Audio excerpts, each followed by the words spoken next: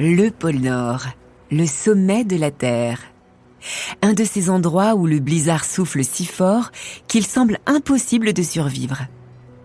Pourtant, à quelques kilomètres de là, une immense péninsule, presque intégralement recouverte de glace, abrite quelques habitants. Le Groenland. Ce jour-là, au sud de l'île, la petite ville de Qaqortoq est en fête. Après de longs mois d'attente, le bateau chargé de provisions en provenance de Copenhague doit arriver. Au loin, entre les icebergs qui flottent sur la mer gelée, un petit point noir apparaît enfin. Emmitouflés dans de longs manteaux en peau de phoque, les capuches en fourrure enfoncées jusqu'au milieu du visage, tous se précipitent sur la route qui descend en direction du port. Sur le quai, la foule se rassemble pour accueillir le navire. Le bruit sourd du moteur s'arrête et la passerelle s'affaisse lentement. Hommes, femmes, enfants, tous applaudissent les premiers voyageurs qui descendent. D'un coup, les regards se figent. Bouche bée, certains s'interrogent d'un petit mouvement de tête discret. Face à eux, un immense bonhomme au visage sombre s'approche de la passerelle. À chacun de ses pas, les petits Inuits reculent spontanément. Pour eux, qui croient en la légende de Tournarsuk, l'esprit des montagnes, c'est bien le diable en personne qui s'apprête à débarquer. Presque instantanément, les cris et les pleurs se déclenchent. Apeurés, les enfants se blottissent derrière leurs parents. Sur la passerelle, le géant noir s'arrête. Sur le quai, plus un bruit. Seuls les pleurs étouffés résonnent discrètement. Lentement, comme pour mieux voir, quelques hommes se rapprochent du bateau, les yeux écarquillés. Ce n'est pas un esprit. C'est bien un homme, avec ses cheveux noirs comme de la laine et ses yeux non bridés en forme d'arc, et surtout, sa peau noire. Une femme s'écrie depuis la foule. « Beau, beau !» Les enfants s'arrêtent de pleurer, passent la tête sur le côté et le regardent de nouveau. Dans leurs petits yeux sombres, la frayeur disparaît et sur certains visages, un sourire timide se dessine enfin. Ce dimanche 27 juin 1965, peu avant midi, pour la première fois, un Africain débarque sur le sol du Groenland. Il s'appelle Tetemichel Kpomassie et voici son incroyable histoire. Podcast Story. Nous sommes en 1957, à l'extrême sud de l'un des plus petits pays d'Afrique occidentale, le Togo. Comme tous les matins, le village d'Anéo se réveille au chant du coq. Il est un peu plus de 5 heures. Aujourd'hui, Tetemichel n'a pas école. C'est en haut des cocotiers de la forêt qu'il passera toute sa journée. Grâce aux fibres des noix de coco, le jeune garçon fabrique des paillassons qu'il vend chaque semaine à Lomé, la capitale. Assis sur le tronc d'un arbre devant sa petite hutte de terre, son père, le chef du village, aiguise sa machette. À quelques mètres de là, les 8 femmes de son père servent les premiers plats aux enfants. Dans chacune des petites coupoles en bois, un peu de maïs, un bout de pomme de terre et quelques morceaux de manioc. Il est 6h30. La nuit s'efface et le vent chaud se lève. Tetemichel et ses 2 grands frères s'engagent sur le chemin qui mène à la forêt.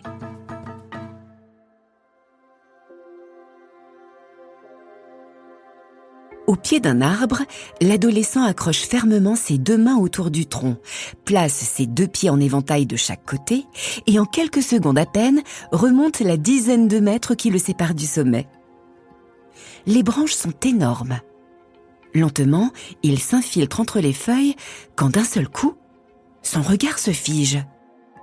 À quelques centimètres de son visage, un python femelle enroulé autour de sa couvée frétillante agite furieusement la tête. Terrifié, le jeune garçon recule entre les branches. Mais le python quitte son nid et se rapproche de lui en tirant nerveusement sa langue fine et fourchue. Tetemichel hurle et lâche prise. Il tombe. Une chute de près de 10 mètres. Le garçon est dans le coma. Quelque part entre la vie et la mort. Seule la prêtresse du culte des serpents, qui vit au fond de la forêt sacrée, peut le sauver. Et effectivement, le miracle se produit. Le jeune garçon guérit. En guise de reconnaissance éternelle, son père accepte la demande de la prêtresse. Une fois rétabli, il lui ramènera son fils pour qu'il serve à son tour le culte traditionnel du serpent. Un avenir qui terrifie Tété Michel. Comme à chaque fois qu'il se rend à la capitale pour y vendre ses paillassons, l'adolescent ne rate jamais l'occasion de passer par la petite librairie évangélique. À l'intérieur de la boutique, la chaleur est étouffante. Dans un coin, assis sur un petit tabouret en bois, un vieil homme agite nerveusement l'antenne d'un poste de radio qui grésille. Le jeune garçon ne lui porte aucune attention. De gauche à droite, de haut en bas, il tourne la tête dans tous les sens. Soudain, un livre attire son attention. Tété Michel s'approche de l'étagère, se hisse sur la pointe des pieds et du bout des doigts, attrape l'ouvrage. Sur la couverture, debout devant une immense étendue de glace et couvert d'une peau de bête, un homme lui sourit. Fasciné, il feuillette les pages une par une. Inuit, Groenland, Arctique, cercle polaire. L'adolescent ne comprend aucun de ces mots, mais la couverture suffit à le faire rêver. À toute allure, il rejoint la plage de Lomé, s'assoit face à la mer, il se replonge dans le livre. Les minutes passent. 1 heure presque. D'un coup, il referme le livre, relève brusquement la tête et fixe l'horizon. Inlassablement, le jeune Togolais de 15 ans se répète « Groenland, Groenland, Groenland ».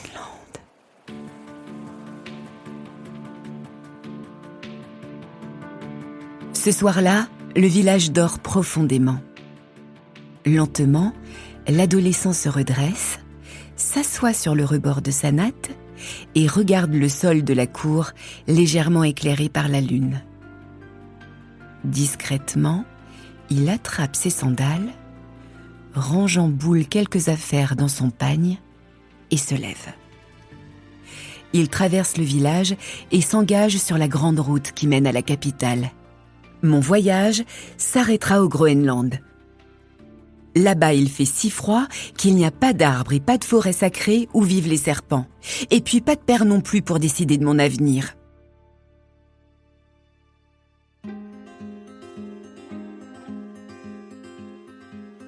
À la gare routière de Lomé, adossé à la portière de son minibus, le chauffeur du taxi brousse qui se rend à Abidjan, la capitale ivoirienne, attend ses voyageurs.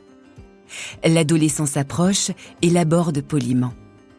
Après quelques minutes de discussion, l'homme accepte de l'engager comme aide-chauffeur en échange du voyage. Tété Michel lâche son baluchon, grimpe sur le toit du véhicule et à l'aide d'une sangle bien tendue, attache les énormes sacs des passagers qui prennent place à l'intérieur du minibus. Quelques jours plus tard, le jeune garçon arrive chez l'une de ses tantes, en Côte d'Ivoire. Très vite, il trouve un petit boulot dans une compagnie aérienne et fait ses premières économies. Le soir, alors qu'il s'endort, il s'imagine à son tour sur le ferry, cet immense navire qu'il regarde souvent depuis le port d'Abidjan s'éloigner vers le vieux continent. Malheureusement, la réalité sera bien différente. Le 1er décembre 1958, le gouvernement ivoirien décide l'expulsion de tous les Togolais vivant sur le territoire. Dès le lendemain, Tété Michel, tête basse, s'installe au fond du bus qui s'engage à toute allure en direction de la frontière. Retour à la case départ. Il s'attend à subir les foudres paternelles.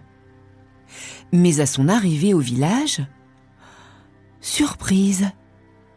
En effet, pour son père, Tété Michel a changé. Il a fait ses preuves en tant qu'adulte. Il est parti seul, à l'étranger, à travailler et gérer lui-même ses finances. Il n'est plus un enfant. Ce nouveau rang dans la hiérarchie familiale lui laisse désormais la liberté de choisir seul de son avenir. 3 mois plus tard, Tété Michel repart, toujours dans la même direction, le nord.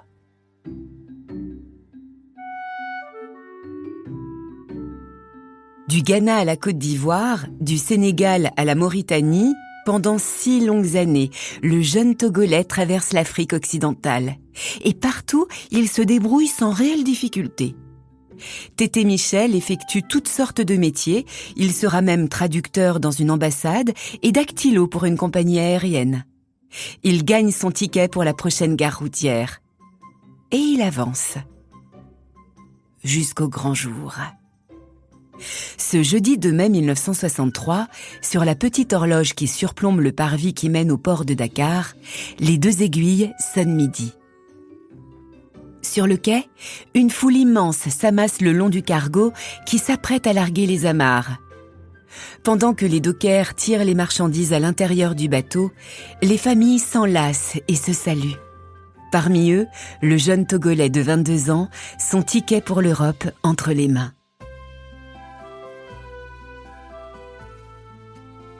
Dès son arrivée sur le sol français, le jeune homme se sent bien, libre, plus encore que dans son propre pays. De la gare de Marseille, il rejoint immédiatement Paris, où quelqu'un lui ouvrira la porte. C'est l'ami d'un Français que le jeune Togolais avait rencontré au Sénégal. Hébergé pendant 8 mois dans un luxueux appartement parisien, le jeune Togolais prépare la suite de son voyage. On dit souvent que l'optimisme est un aimant à bonheur, ou même que la pensée positive attire le succès. Dans le cas de Tété Michel Kpomassi, c'est vérifié. Animé par la joie et le profond désir de réaliser son rêve, jamais il n'a rencontré de difficultés pendant ce long périple. Un travail, un logement, des rencontres et toujours un nouveau ticket. Partout où il se rend, la magie du bonheur opère.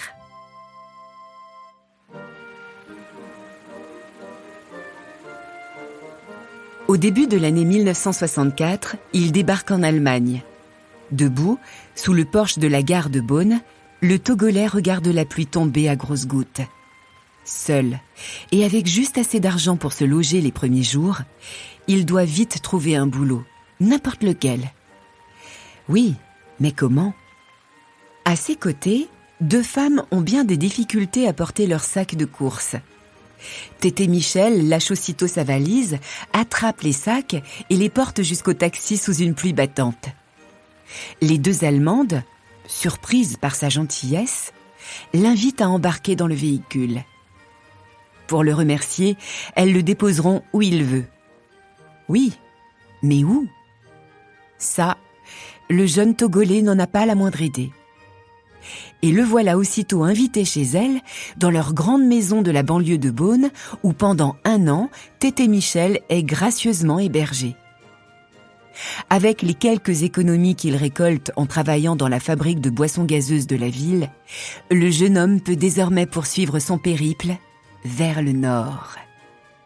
En 3 mois seulement, après son arrivée au Danemark, son boulot de plongeur dans un restaurant de Copenhague lui permet de s'offrir le billet de ses rêves vers le paradis blanc.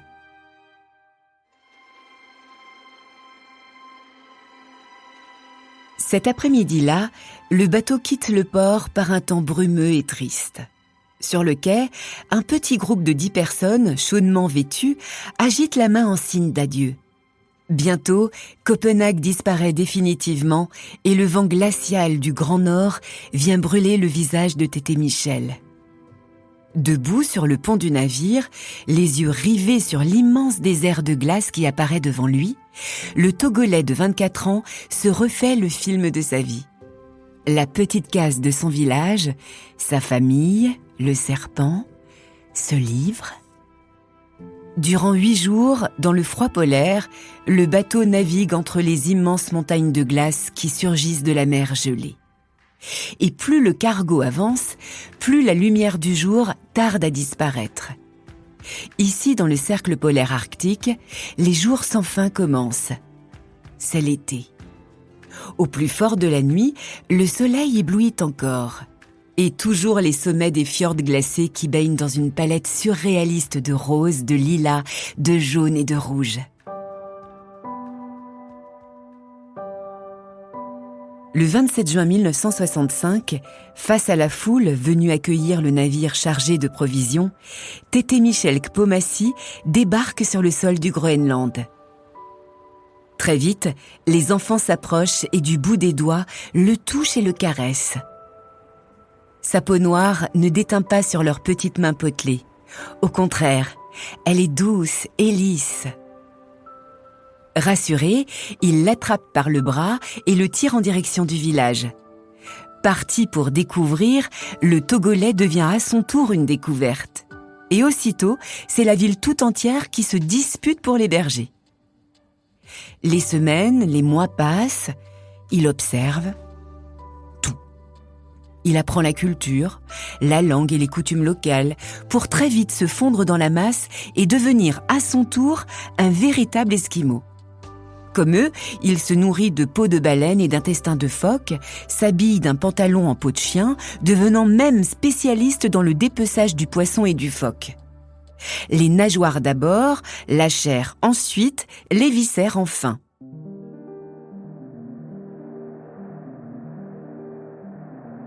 Mais le jeune Africain est déçu. Ici, dans le sud du Groenland, pas d'igloo, ni de chasseurs de phoques, pas même de chiens husky tirant de longs traîneaux.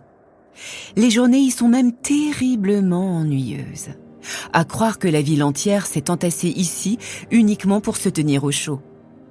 Dehors, seules les peaux de phoques, de chiens et de baleines qui sèchent le long des façades décorent les petites allées. À l'intérieur des petites baraques en pierre, les verres d'alcool et de café se remplissent dès le réveil et jusqu'au coucher. Rien, il ne se passe rien. Seul le grand magasin danois planté au milieu de la ville anime la sortie quotidienne de quelques habitants. Après 8 ans de voyage et plusieurs milliers de kilomètres, le Togolais comprend que son arrivée au Groenland n'est finalement que le début de son voyage. Pour vivre la vraie vie d'Esquimau, c'est encore plus au nord qu'il doit se rendre. Après ces quelques mois d'adaptation et d'apprentissage pendant lesquels il apprend les techniques de pêche, de chasse et de dépeçage des bêtes, l'Africain est prêt. D'une ville à l'autre, en bateau ou en traîneau, il remonte vers le nord du cercle polaire arctique. Ce matin, Tété-Michel se réveille seul au milieu de l'immense désert blanc. Pas de bruit. Juste le craquement de la glace qui brise de temps en temps le silence de la banquise. Alors que l'hiver s'installe, que le pays et ses habitants plongent dans une nuit polaire sans fin, le Togolais, lui, trouve sa lumière. Tel un véritable Esquimau, il s'agenouille sur la banquise et à l'aide de ciseaux à glace, en découpe minutieusement un petit morceau. À la lumière de sa lampe à pétrole, Tété-Michel remonte un premier poisson qu'il balance à la meute. L'odeur de la viande fait hurler férocement les chiens attelés au traîneau. Attachées à des chaînes, les bêtes font de telles ruades qu'elles s'en étranglent presque. Il se relève et referme son manteau en peau de phoque. Le froid glacial l'empêche de bouger les doigts. Dans ses bottes, ses pieds sont déjà presque congelés. Malgré ces conditions extrêmes, où seuls de vrais Inuits arrivent à survivre, Tété-Michel, lui, se sent libre et heureux. Pendant plusieurs mois, il poursuit son aventure vers le nord, d'une ville à une autre, vivant sa vie d'Esquimau. Après presque 2 ans d'immersion totale parmi les communautés inuites du Groenland, le jeune Africain de 26 ans change de cap. Fini la route du Grand Nord. Tété-Michel Kpomassi veut retrouver les siens, raconter ses aventures et partager son histoire. À la fin de l'année 1966, il retraverse l'Europe, l'Afrique et après un long périple de 2 ans, retrouve enfin sa famille qui le croyait mort.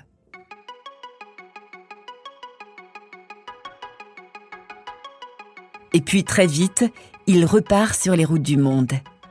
Celle de l'Afrique d'abord. Pendant plusieurs années, des grands instituts aux petites salles de classe, il parcourt le continent pour partager son histoire. Plus tard, il rejoint de nouveau l'Europe où, lors d'un voyage à Paris en 1973, il y rencontre sa femme et fonde une famille. Aujourd'hui, c'est à Nanterre, en banlieue parisienne, que Tété-Michel Kpomassi se remet à rêver. Comme il y a près de 70 ans, l'Africain n'a qu'un seul souhait, retourner au Groenland pour y finir sa vie et y être enterré au pied d'un immense glacier. Si certains d'entre vous doutent encore que ce soit possible, le Togolais de 82 ans répondra certainement ce à quoi il a toujours cru. Si tu peux le rêver, alors tu peux le faire. Quant à savoir ce que faisait le livre « Les Esquimaux du Groenland à l'Alaska » de l'anthropologue français Robert Gessin, sur les étagères d'une petite librairie chrétienne de Lomé en 1957, ça, c'est toujours un mystère. Ou non, peut-être que ce bouquin n'a finalement fait que suivre son chemin, celui que devait croiser ce jeune Africain, passionné et doux rêveur, pour changer à jamais son destin.